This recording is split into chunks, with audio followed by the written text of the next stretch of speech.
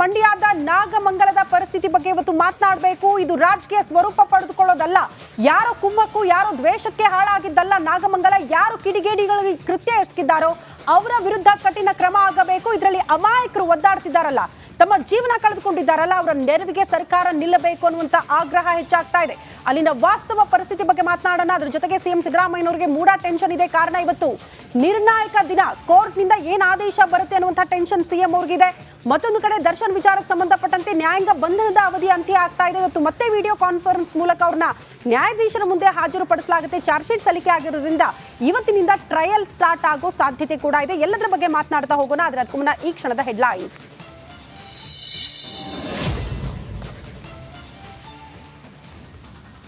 ಗಣೇಶ ವಿಸರ್ಜನೆಯ ವೇಳೆ ಉದ್ವಿಗ್ನ, ಮೆರವಣಿಗೆ ವೇಳೆ ಕಲ್ಲು ತೂರಿದ ಕಿಡಿಗೇಡಿಗಳು, ಅಂಗಡಿ ಮುಂಗಟ್ಟು ಧ್ವಂಸ, ನಾಗಮಂಗಲ ಬೂದಿ ಮುಚ್ಚಿದ ಕೆಂಡ.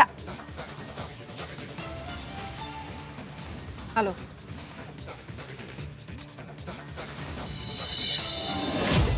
ಕುಮಾರಸ್ವಾಮಿಯವರು ಬಹಳ ದೂರ ಏನಲ್ಲ, ಅಲ್ಲಿ ಲೋಕಸಭಾ ಸದಸ್ಯರಿದ್ದಾರೆ. ಬಹುಶಃ ಅವರು ತಾಳ್ಮೆಯಿಂದ ಇದಕ್ಕೆ ಶಾಂತಿಯನ್ನು ಕಾಪಾಡ್ತಕ್ಕಂಥದ್ದಕ್ಕೆ ಅವರು ಅಧಿಕಾರಿಗಳಿಗೆ ಮಾತನಾಡೋದಾಗಲಿ ಟಿವಿ ಸ್ಟೇಟ್ಮೆಂಟ್ ಅಲ್ಲಿ ಕೊಡ್ತಾರೆ ಅಂತ ಅನ್ಕೊಂಡಿದ್ದೀನಿ. ನಾಗಮಂಗಲ ಉದ್ವಿಗ್ನ ಬಗ್ಗೆ ಮಾಹಿತಿ ಪಡಿತೀನಿ. HDK ಈ ವಿಷಯದಲ್ಲಿ ರಾಜಕೀಯ ಮಾಡಬಾರದು. ಬೆಂಗಳೂರಿನಲ್ಲಿ ಸಚಿವ ಚಲುವರಾಯಸ್ವಾಮಿ ಹೇಳಿಕೆ.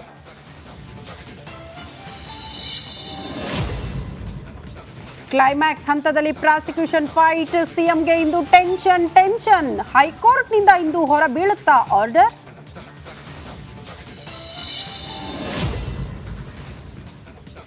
ರೇಣುಕಾಸ್ವಾಮಿ ಆರೋಪಿಗಳ ನ್ಯಾಯಾಂಗ ಬಂಧನ ಅಂತ್ಯ. ವಿಡಿಯೋ ಕಾನ್ಫರೆನ್ಸ್ ಮೂಲಕ ಹಾಜರಾಗಲಿರೋ ದಾಸ, ಬಳಿಕ ವಿಜಯಲಕ್ಷ್ಮಿ ಭೇಟಿ ಸಾಧ್ಯತೆ.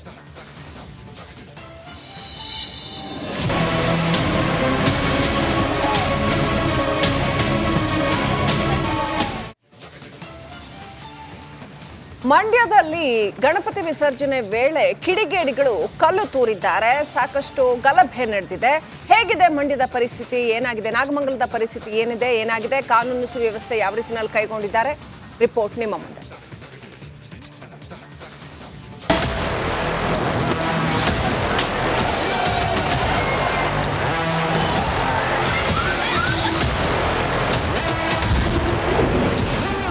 ದೃಶ್ಯ 1, ಕಿಡಿಗೇಡಿಗಳಿಂದ ಕಲ್ಲು ತೂರಾಟ.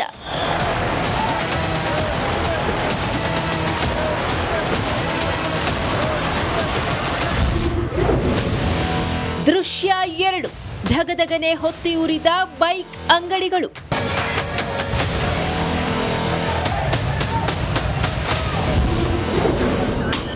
ದೃಶ್ಯ 3, ಗಾಡಿಗಳ ಮೇಲೆ ಕಿಡಿಗೇಡಿಗಳ ದಾಳಿ.